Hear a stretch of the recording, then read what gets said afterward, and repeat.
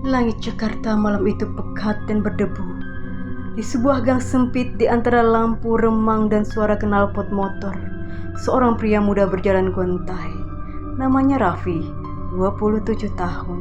Bajunya kusut, matanya kosong, tangannya masih bergetar karena baru saja mencuri dompet dari meja bar tempat ia bekerja. Apa aku memang dilahirkan buat jadi orang yang gagal terus ya? Langkahnya berhenti di sebuah masjid kecil di pinggir jalan raya. Ia memandangi papan kayu bertuliskan Masjid An-Nur. Lampu halaman berkedip dan suara azan Isya menggema. Raffi menatap ke langit, lalu duduk di tangga masjid sambil menunduk. Aku udah terlalu jauh darimu Tuhan. Saat itu seorang lelaki tua datang dari dalam masjid, Ustadz Karim, imam yang sudah sepuh namun berwajah teduh. Ia menatap Raffi tanpa berkata apa-apa, lalu duduk di sampingnya. Anak muda, kalau hatimu masih bisa merasa bersalah, berarti Allah belum menutup pintu untukmu. Raffi meneteskan air mata sambil berkata, saya udah banyak dosa Ustadz. Saya takut sholat pun cuma pura-pura. Ustadz itu bernama Ustadz Karim. Dia berkata, mulailah bukan dari takut neraka, tapi dari rindu surga. Kata-kata itu menancap dalam hati Raffi. Beberapa hari kemudian, Ustadz Karim menawarinya pekerjaan. Kalau kau mau berubah, pergilah ke desa Kedung Jati. Ada masjid tua di sana, sudah lama tak dijaga. Tinggallah di sana, rawatlah, dan jangan tinggalkan azan. Tanpa pikir panjang, Raffi menerima. Ia tak tahu tempat yang akan ia jaga itu bukan sekedar masjid. Desa Kedung Jati terletak jauh di pedalaman. Jalan menuju sana penuh pepohonan besar, dan sinyal ponsel hilang sejak 3 km sebelum gerbang desa. Warga menyambut Raffi dengan tatapan aneh. Sebagian berbisik pelan ketika mendengar ia akan tinggal di masjid tua itu. Anak muda itu penjaga baru katanya. Kasihan, nanti juga gak kuat, paling cuma seminggu. Masjid itu hidup nak, ada yang lebih dulu menjaga sebelum manusia. Masjid itu berdiri di atas tanah yang sedikit lebih tinggi dari rumah warga. Dindingnya dari batu kapur, menua dimakan lumut. Pohon besar berdiri di samping menara, akar-akarnya melilit ke tanah seperti tangan raksasa. Malam itu, Raffi menyalakan lampu minyak di serambi dan membaca Al-Fatihah. Tapi ketika hendak tidur, ia mendengar suara langkah kaki di dalam masjid. Siapa itu? Ustadz Karim belum pulang kan? Siapa itu? Ia masuk pelan-pelan.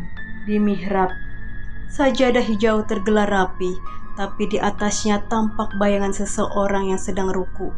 Raffi menahan napas.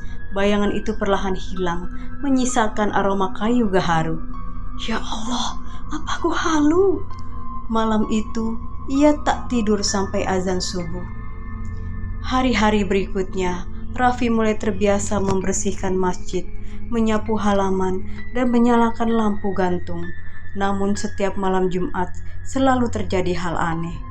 Tepat jam 12, azan berkumandang dari dalam masjid, padahal tak ada siapapun. Siapa yang azan? Halo? Siapa yang azan? Tak ada jawaban. Ia masuk dan menemukan mikrofon tua yang sudah tak terhubung listrik sama sekali, tapi tetap bergetar, memancarkan gema lembut. Allahu Akbar, Allahu Akbar. Raffi jatuh terduduk, menggigil, sampai tiba-tiba terdengar suara berat di belakangnya. Tenangkan hatimu, wahai anak manusia.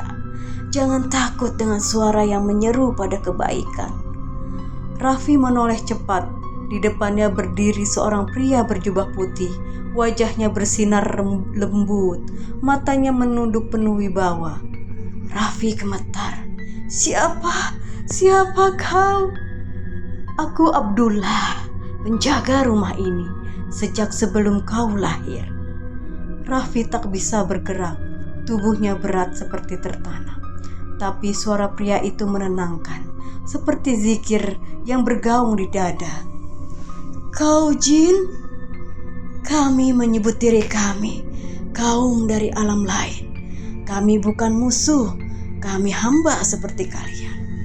Syekh Abdullah lalu menceritakan kisahnya. 400 tahun lalu, ia adalah seorang ulama dari Yaman yang datang ke Jawa untuk berdakwah. Masjid Kedung Jati dibangun bersama para santri dan warga. Namun ketika pasukan penjajah datang dan membakar desa, ia wafat mempertahankan rumah ibadah itu. Allah mengizinkan jiwanya tetap menjaga tempat itu bersama kaum jin muslim yang tinggal di sekitar gunung. Abdullah berkata, kami bersumpah menjaga tempat ini dari yang berniat menjadikannya sarang maksiat. Tapi setiap abad selalu datang ujian baru. Raffi menunduk, air matanya jatuh. Saya dulu banyak dosa. Tapi bolehkah saya juga menjaga bersama kalian? Abdullah tersenyum samar. Penjaga sejati bukan yang kuat badannya, tapi yang tidak meninggalkan sholatnya. Sejak malam itu, Raffi sering bermimpi buruk. Dalam mimpi, ia melihat bayangan hitam berjalan di serambi masjid sambil tertawa. Kadang terdengar bisikan menggoda. Ngapain kau jaga masjid itu? Tak ada yang datang ke sana. Kau hanya sendirian. Suatu malam, Raffi mendengar suara azan ganda. Suara Abdullah dari menara, tapi bersamaan dengan suara lain dari dalam kubah. Serak dan menakutkan. Dinding masjid bergetar, lampu minyak padam, bayangan pekat memenuhi ruangan, dan muncul sosok hitam bermata merah bernama Farok. Abdullah, kau dan manusia itu tak berhak di sini. Ini tanah kami. Abdullah muncul dalam cahaya putih. Abdullah berkata, tanah ini milik yang berzikir. Kau diusir dulu karena menyesatkan manusia, Farok. Farok tertawa.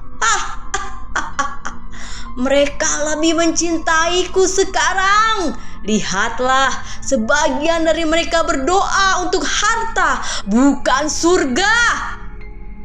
Farok lenyap dalam asap hitam, tapi meninggalkan bau kemenyan menyengat. Malam itu, Raffi tak bisa berhenti gemetar. Keesokan harinya, Raffi mengadu pada Ustadz Karim yang datang berkunjung. Ustadz, ada jin di sini, namanya Farok. Dia bilang warga desa yang manggil dia. Ustadz Karim menarik nafas panjang. Aku sudah menduga. Dulu beberapa pedagang di desa ini memuja sesuatu di balik masjid. Ustadz Karim mengajak Raffi ke belakang masjid. Di sana, di balik rumpun bambu, mereka menemukan bekas sesajen, kepala ayam, dupa, dan kain hitam. Astagfirullah, kata Raffi. Ustadz Karim berkata, inilah sebab kekuatan Farok tumbuh. Iman manusia adalah pintunya. Sejak itu, setiap malam gangguan semakin kuat. Bayangan hitam menempel di dinding, sajadah berdiri sendiri, dan terkadang terdengar suara perempuan menangis dari menara. Raffi mulai ketakutan, tapi Abdullah selalu muncul untuk menenangkannya. Jangan takut, Raffi. Setiap makhluk punya ujian. Ini saatnya kau buktikan siapa yang kau sembah. Malam Jumat Kliwon, langit desa merah keunguan. Raffi membaca Al-Baqarah di dalam masjid, sementara suara angin berubah seperti raungan. Farok muncul lagi, kali ini membawa pasukan jin hitam yang berdesis di sekitar halaman. Syekh Abdullah memanggil kaum jin muslim. Cahaya putih berputar seperti putaran cahaya. Farok berkata, manusia milikku, mereka yang berdosa menguatkanku. Abdullah menjawab, Selama masih ada satu yang bersujud, kau tak akan menang. Raffi bersujud, "Ya Allah, kuatkan aku menjaga rumahmu." Azan berkumandang keras dari dua arah. Masjid bergetar, kaca pecah, tapi Raffi terus membaca ayat kursi dengan air mata mengalir. Cahaya besar turun dari langit menembus kubah. Farok menjerit dan lenyap dalam kabut hitam. Syekh Abdullah tersenyum pada Raffi. Tubuhnya mulai memudar jadi cahaya. Abdullah berkata, "Tugas kami selesai. Kini penjaga rumah ini adalah engkau." Cahaya itu meledak lembut, meninggalkan tasbih emas di lantai. 3 hari kemudian, warga menemukan Raffi pingsan di serambi masjid. Ustadz Karim menemuinya. Masjid tenang kembali. Farok tak pernah muncul lagi. Raffi menatap langit. Syekh Abdullah, dia sudah pergi. Ustadz Karim tersenyum. Dia tak pergi, nak. Dia hanya berganti penjaga. Beberapa tahun berlalu, Raffi kini menjadi ustadz muda, mengajar anak-anak mengaji di masjid yang dulu angker itu. Namun setiap kali malam tiba dan angin berhembus dari arah menara, terdengar bisikan lembut yang membuatnya tersenyum. "Kami tetap di sini, wahai penjaga manusia."